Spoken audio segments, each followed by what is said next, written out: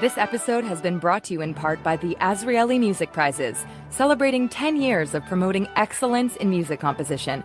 Come experience the musical imaginations of AMP's 4 extraordinary 2024 laureates. The Orchestre Symphonique de Montréal Chorus and Maestro Andrew McGill give the world premiere of their prize-winning works for the AMP Gala concert on October 28th at Maison Symphonique in Montreal. Learn more at azrielifoundation.org/AMP.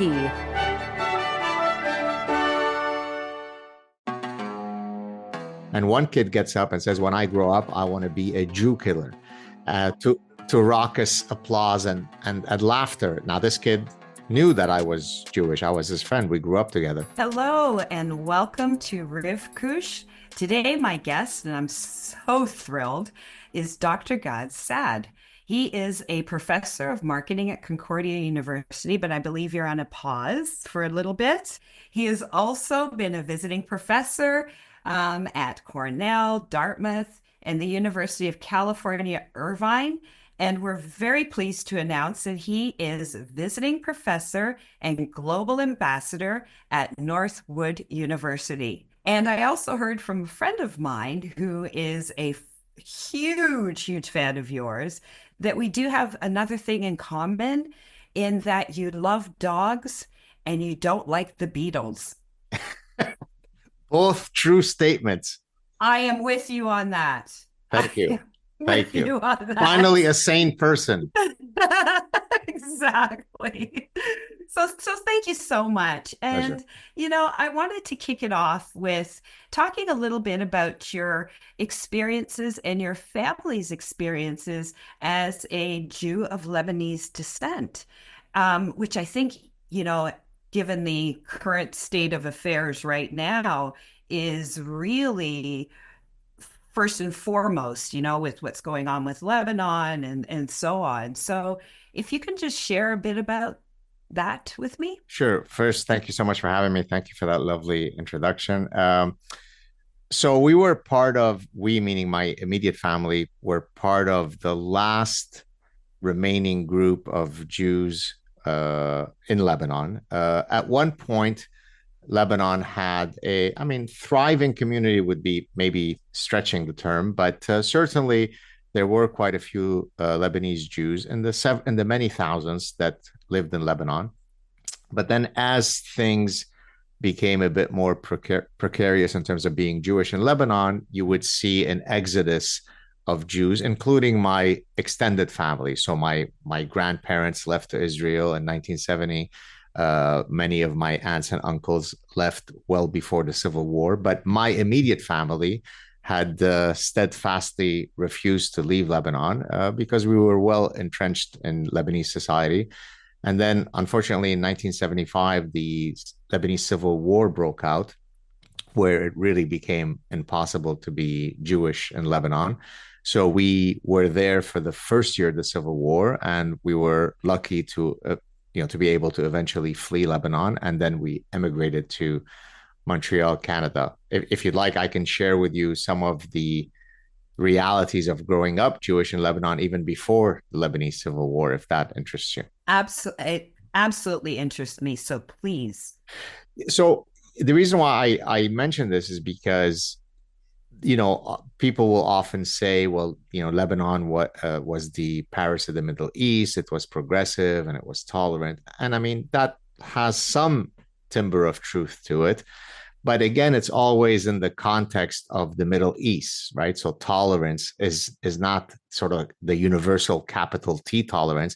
It's tolerance in the Middle Eastern sense. Right. So that, yes, we know that you're Jewish.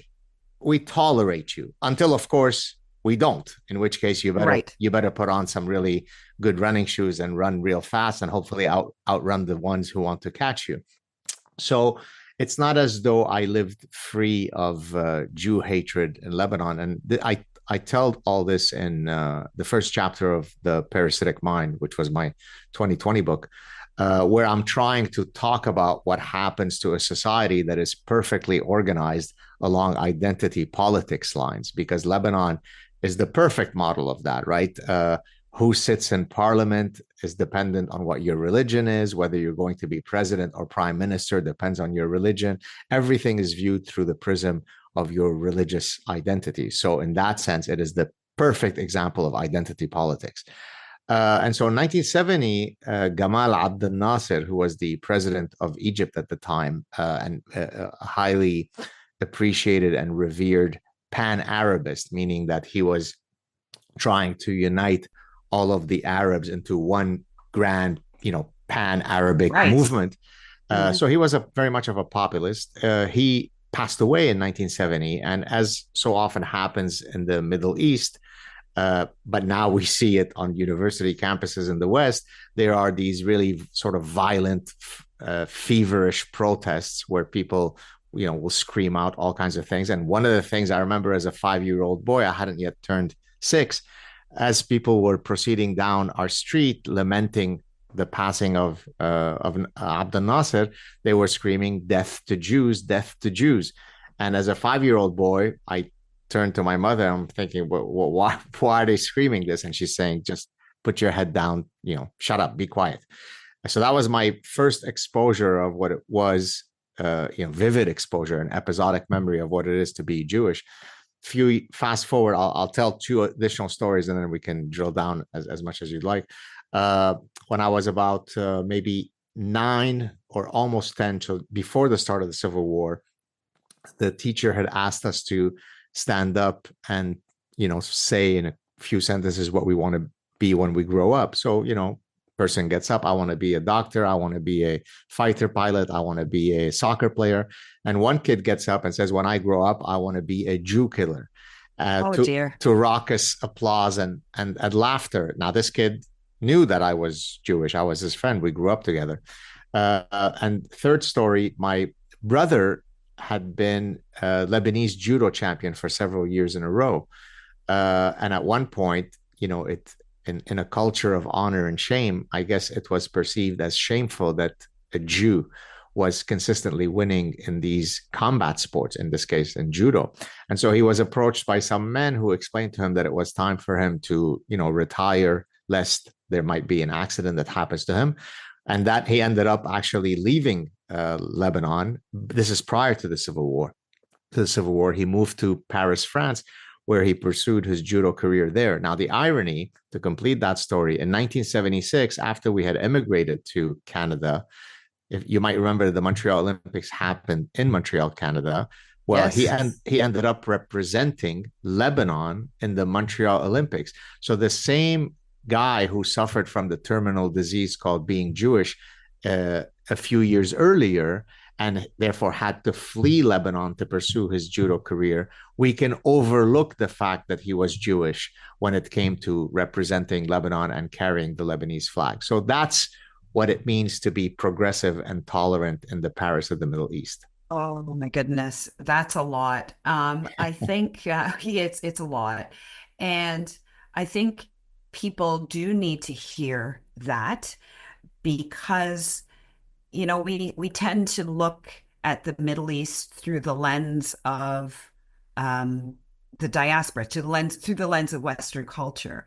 And when you're talking about these things that happened, it's also not something in like the, way back in history. It's recent history, because as you're saying it, I happen to know that you're only a year older than me. So I picture like I remember things that happened to me when I was 9, 10, and you carry that with you, and just processing that is a lot. And when you said it was your friend, that just struck me. It's like forgive me and you can correct me, it's almost like a conditional friendship. That's that small t tolerance that you referred to, that your friend displayed. Yeah, exactly. And incidentally, I have, how when you're in elementary school, you have class photos. Yes. Right. I have, as I'm saying this, I'm getting goosebumps. I have several years of photos where I see him there, right? Like, I know exactly which guy it was. So it's quite rough. As if it weren't enough, what I what I told you, because when I finished recounting the story, you said that's a lot. Let me hit you with some more. You ready? Okay. Yeah, I hope so. Well, I mean, I could probably keep you here for another 40 hours telling you stories, but let me just hit you with two other quick ones, because I think those stories, we are a storytelling animal, right? So I can tell you all sorts of abstract realities, right? Theoretical realities. What does the Quran say about Jews, right? Okay, and Mhm. that's true, that's valid. But narrating a personal story is what sticks with people, right? And so, and Right. that's why I think my personal story has resonated with so many people. The day that we left Lebanon, I call this the full circle of the Star of David. Because it's going to start in Lebanon, but it's going to end about 2 weeks after October 7th. So Okay. in the day that we left Lebanon, as we literally were flying outside of Beirut, the pilot, the captain, announced that we were now outside of Lebanese airspace. At which point, my mother took out a pendant, a Star of David high thing, and it put it around my neck and said, "Now you can wear this, not hide your identity, and be proud I, of who you are." Now, oh, let's fast forward to 2 weeks, roughly about 2 weeks after October 7th, and you can probably go do a search. The post is still up there. I don't delete any of my tweets. My wife and one of our children, my son, they had just returned. My wife had picked him up in the east end of Montreal, where he had just played a soccer match, and they were coming to pick me up at the local cafe where I was working on my laptop. And as I got into the car, my son said to me, "Daddy, if you were wearing a Star of David where I just played soccer, you'd be dead." So in 1975, we leave Lebanon, and my mother says you could now wear the Star of David. In 2023, my son, who's almost the exact same age as I was when my mother put the Star of David around my neck, tells me in Montreal, Canada, you shouldn't wear the Star of David. That doesn't bode too well for the future of Jews. Oh, I got you speechless there. yeah. It hurts, actually.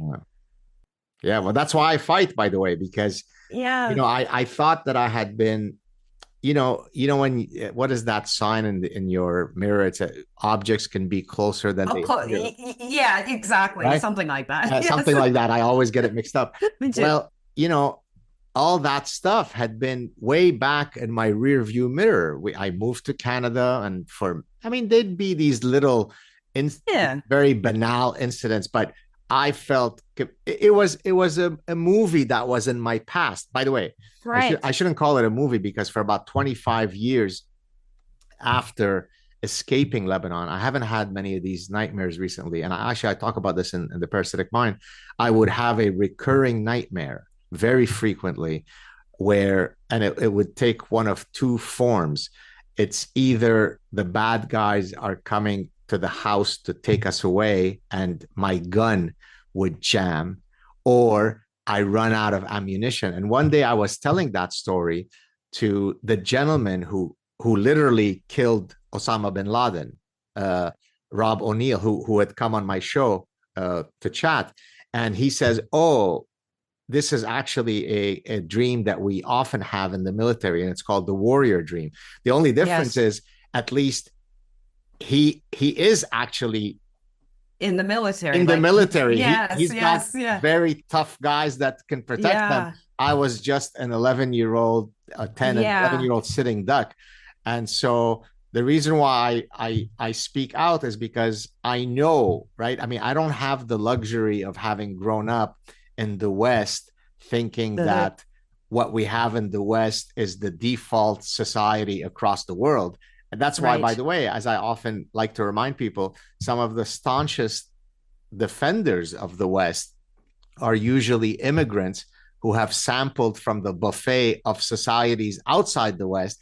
And so we're the ones who stand on top of the mountain and say, don't take your freedoms for granted because you don't want to see what's out there. And so Exactly. this is why I can't keep quiet, because I do have children. I might be able to outrun the bad guys in terms of my life expectancy, but my children and their children won't, and therefore I have to speak.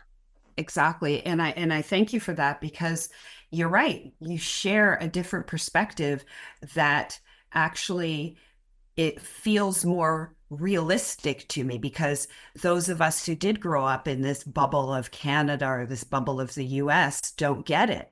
And I think because of that, we tend to try and apply our Canadian, North American solutions to a land that thinks differently, and feels differently and intellectualizes differently. So it's almost like we try and put this square peg into a round hole. And we often need people who have lived it, or whose families have lived it, to say, this is not going to work. This is not how you resolve what you need to resolve, if you can.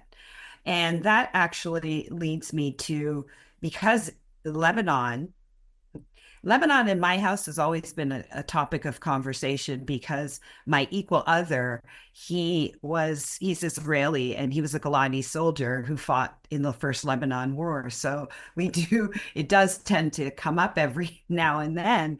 And of course, now even more so, because of the fact that while all eyes were on Gaza, I can only speak to my household, our eyes were on the north. It's like, guys, it's tick, tick, tick, tick, tick, tick, tick. And now it's even louder. What are your thoughts around what is going on right now from your lens? So sure, I can comment about Nasrallah, being taken out, but okay, there's I think a bigger story, and that is, you were mentioning earlier that, hey, this is not something that's happened 500 years ago. It's stuff that we're seeing within our lifetime. So to that point, demography is truly destiny, and I often try to remind people, well, Lebanon had historically been a Christian majority country, right? Yes, which I don't think people realize that. Right. And so one of the reasons why there was greater tolerance. Now, this is, by the way, in no way meant to imply that the Christians don't have, and certainly the Arab Christians don't have, their own very nasty and virulent form of Jew hatred. But I think in their case, it's because they take on what's called the dhimmi. I call it the dhimmi psychology. Dhimmi are the religious minorities that are, quote, tolerated until they're not tolerated in Islamic lands. And so one of the ways that I demonstrate, hey, guys, don't take me out and behead me, is that I will show even greater hatred to the Jew than you do, because that shows that I'm really part of the community. So, but that notwithstanding, Lebanon, to the extent that it was, quote, tolerant and progressive, is precisely because it had been at one point, it was a French protectorate, and it was a Christian majority country. Now, it didn't take 1,000 years for Lebanon to flip and become an Islamic majority country. It happened before my eyes, in the way that you watch paint dry. That's how quickly it happened. So the bigger story in Lebanon, I think, yes, there are immediate things that we could talk about, how Hezbollah has taken over Lebanon, blah, blah, blah. But the fact that, Lebanon is a failed state for many reasons, one of which is because, as I said, the demographic realities, the corruption, and so on. So it pains me because, I'm very Jewish in terms of my heritage, but I'm also Lebanese. So if people ask me, you have a particular look to you, where are you from? I don't say I'm Jewish, because I understand that to mean, I say I'm Lebanese, right? Yes. Our mother tongue is Arabic, not Hebrew, right? We eat Lebanese food. We listen to Lebanese music, right? And so one of the biggest regrets I have in my life is that not only I've never been able to return to Lebanon for obvious reasons, but also that my children have never seen Lebanon. My children don't speak Arabic well, if at all. I mean, they understand a little bit here and there. That pains me. Now, of course, I would also want them to learn Hebrew and visit Israel. Much of my extended family is there. But the tragedy for me of Lebanon is that there is no conceivable pathway that I can think of where within my lifetime, inshallah, may I live to be 1,000, where I'll ever be able to go back to Lebanon and show them the beauty of the country, right? For all of the ugliness, there are elements of Lebanese society that are astounding. The hospitality, the warmth, the joie de vivre. Lebanese are partiers. Lebanese are big. They're mercantile and that they're great business people.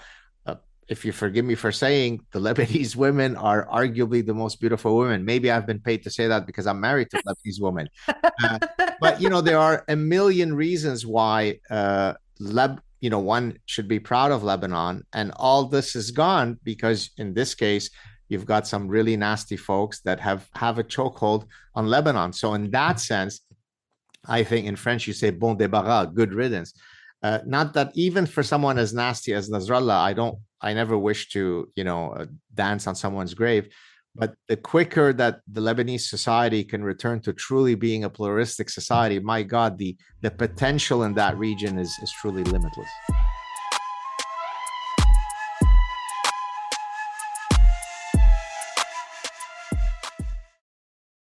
This is an audition to be a cantor. But I don't want to be a cantor. I wasn't raised with any religion. You're Jewish, though. The heartbeat of community. I welcomed Sam into my community by first taking his foreskin and next showing him the beautiful Twister bagel. Culturally Jewish is the only podcast covering the weird, wide world of independent Canadian Jewish art. Listen to Culturally Jewish at the cjn.ca/culture or wherever you get your podcasts. You said watching it switch to a majority Islamic was like watching paint dry, and it was a very short period of time. I think flipping, and you can correct me, to a more pluralistic society in the Lebanon that it can be is going to be much longer. Yeah, absolutely. Much longer, because the roots have just taken hold of all the things that you've mentioned. And I think it will be quite a thing. And I think people do tend to look at surface and say, oh, Hezbollah, we got the guy. And then it's like, and kind of do, wash their hands, say, okay, it's good. And not recognizing that you've just eliminated, it's just the beginning. Do you follow me? Like, oh, absolutely. I'm making sense that it's like, it's not, and we're done.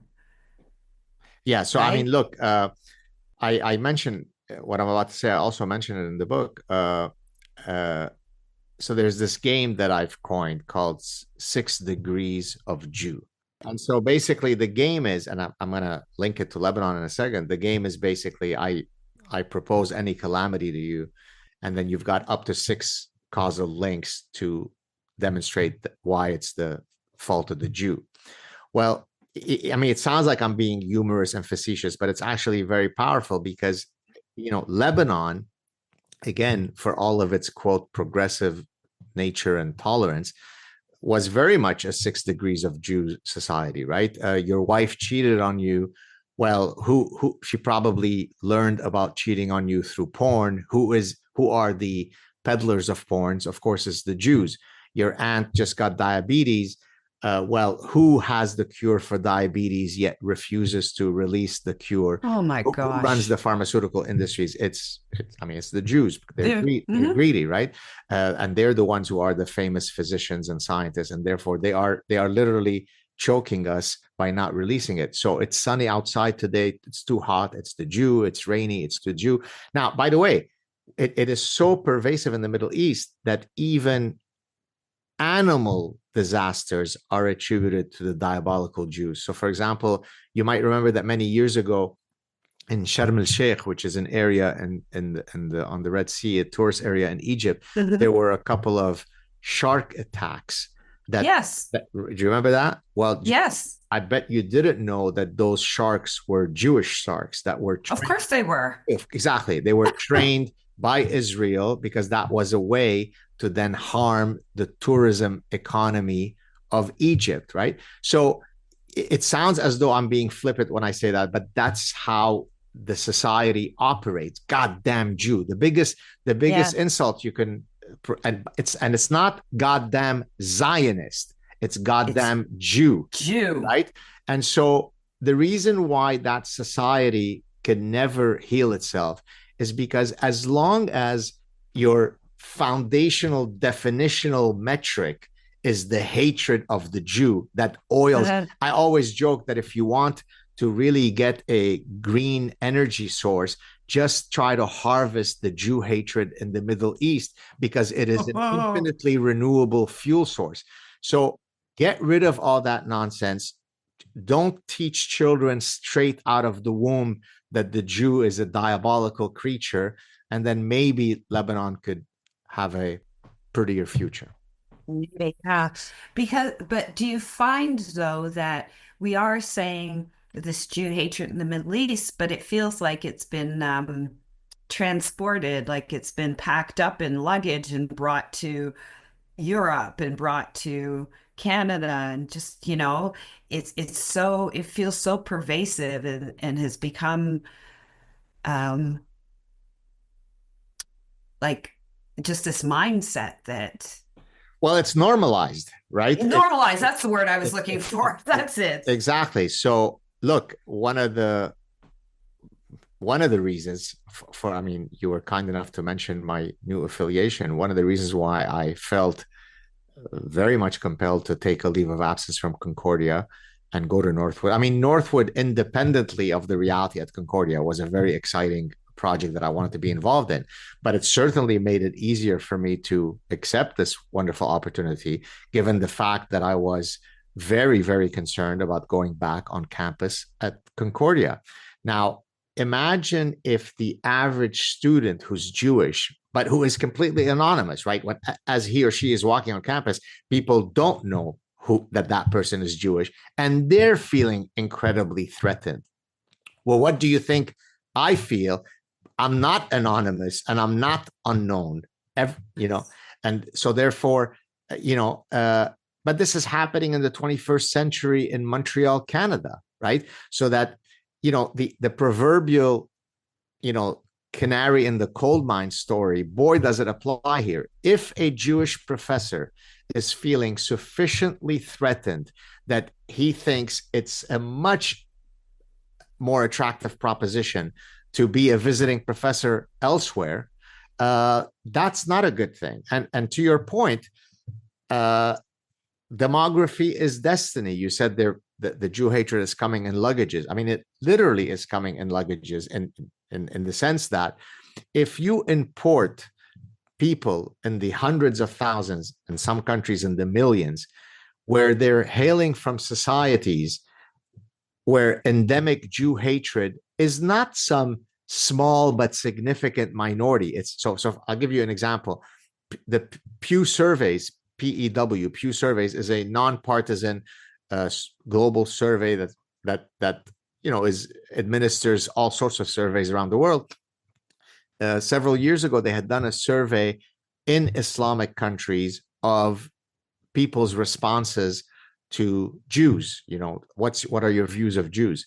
Now, if I told you, Rivka, that 10% of the sampled people had abhorrent views of the Jews, that would be alarming. 10% is a lot.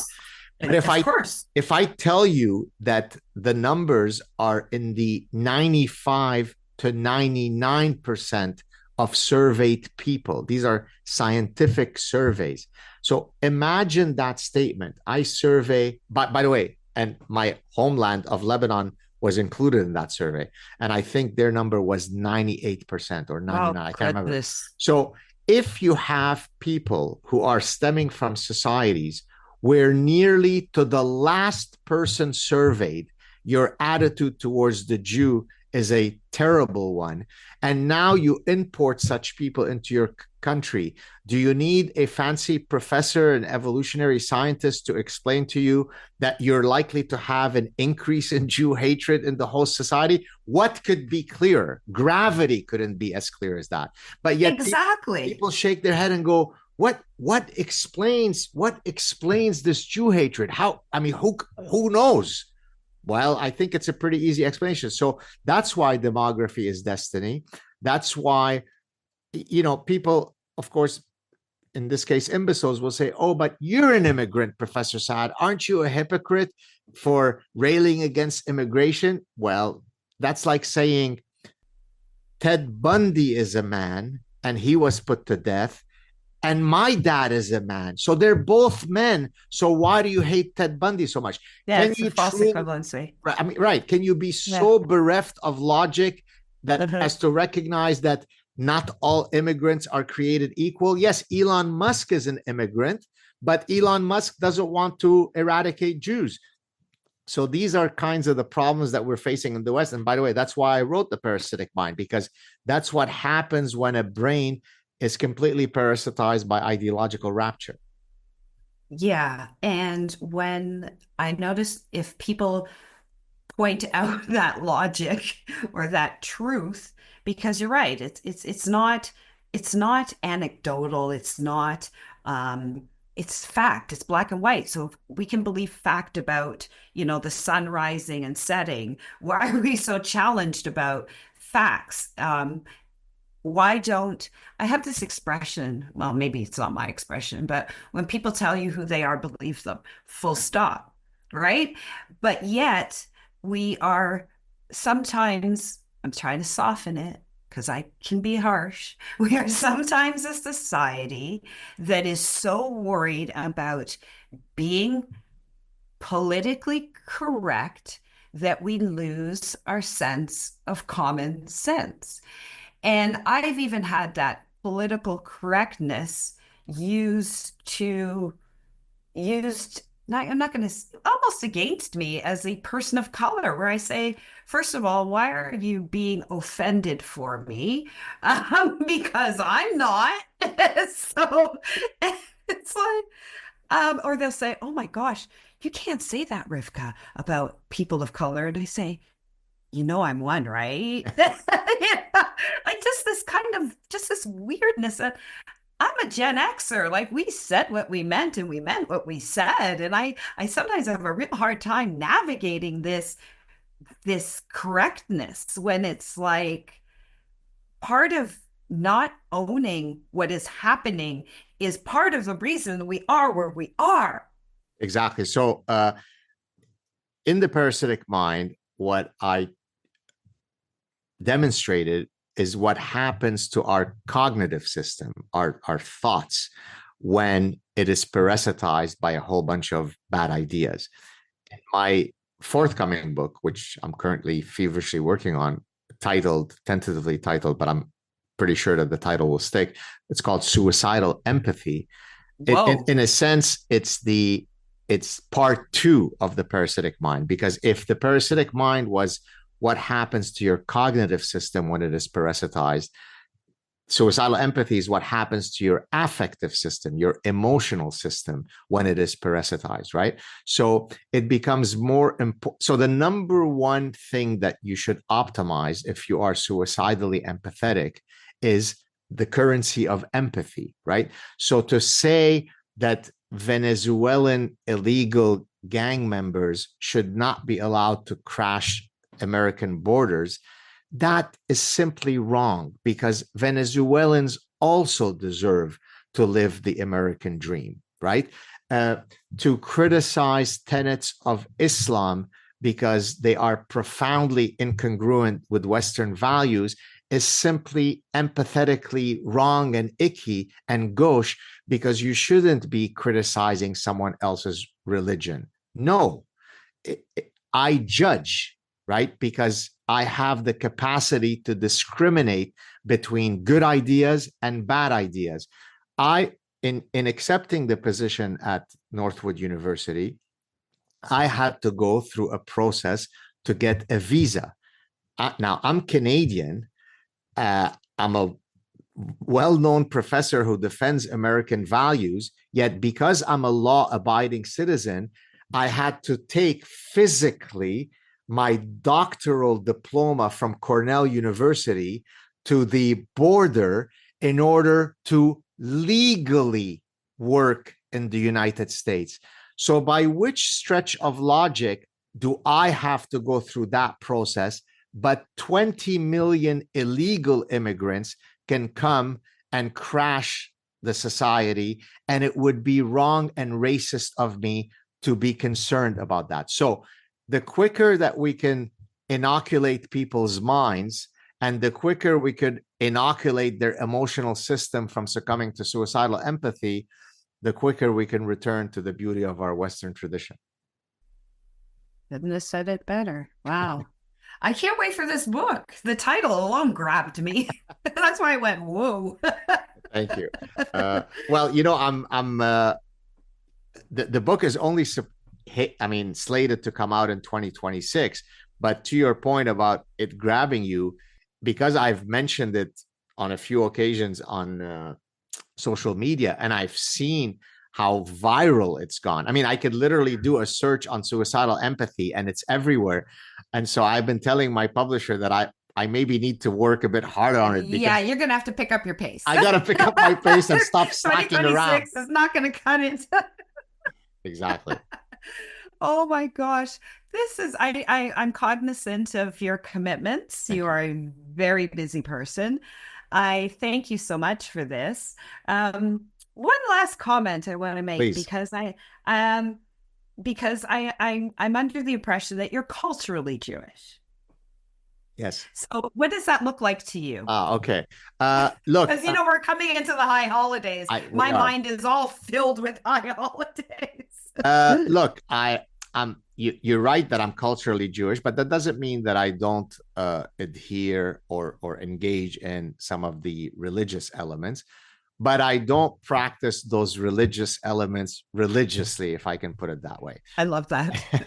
So, and I've only mentioned this a few times, but since you've given me the lead in, I'll mention it here. When I was a doctoral student at Cornell, I became very good friends with the Chabad rabbi there, whom I actually recently met up again with his wife. His name is Rabbi Eli Silberstein, and we became friends, and I would go to their house for Shabbat dinners and so on. And towards the end of my time at Cornell, prior to graduating, he once approached me with a request. And usually when the rabbis approach you with a request, fasten your seatbelts, it's coming. I said, oh Rabbi, what is it? He said, can you do me a favor? You have such a, they always put it in nice way. You have such a pure Jewish soul, blah, blah, blah. Is there any way I can get you to put on tefillin every day? And I actually made him that promise. And from 1994 to which is when I graduated, to about 2004, 2005. So about a 10, 11 year period, I put on tefillin every single day. So it's not as though I'm averse to engaging in religious, but frankly, and this may disappoint some of your audience, I do it for earthly reasons. In other words, we are part of a people that has a shared history. That's absolutely true. Now, yes, you can argue that is rooted in a religious heritage, but I don't necessarily take seriously the fact that the Shabbat candles have to be lit at 7:21. But if I do it at 7:22, look out, I'm a bad person. So I practice those things as a reminder of my heritage, not necessarily because I'm wedded to every single element of the religious tenets. I don't know if that disappoints you as an answer, but it does. Oh, it disappoints me. Okay, so now we have loves dogs, doesn't like the Beatles, and share similar views in terms of being. We're done. In terms of how you're Jewish, Right. So absolutely not. I think this. I can speak for myself. This has been fantastic for me. Thank you. To speak to you. Likewise.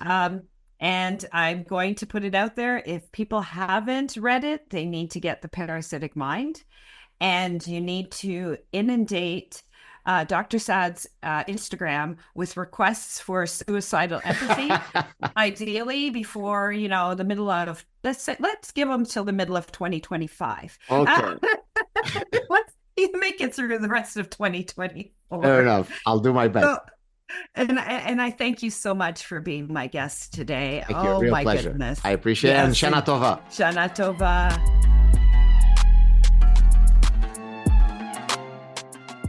Rivkush is hosted by me, Rivka Campbell. We're produced and edited by Michael Fraiman and the CJN Podcast Network. Our theme music is by Westside Gravy.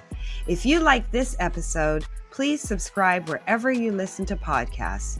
To support our work and everything else the CJN does, visit thecjn.ca/donate to make a monthly donation and receive a charitable tax receipt. Thanks for listening.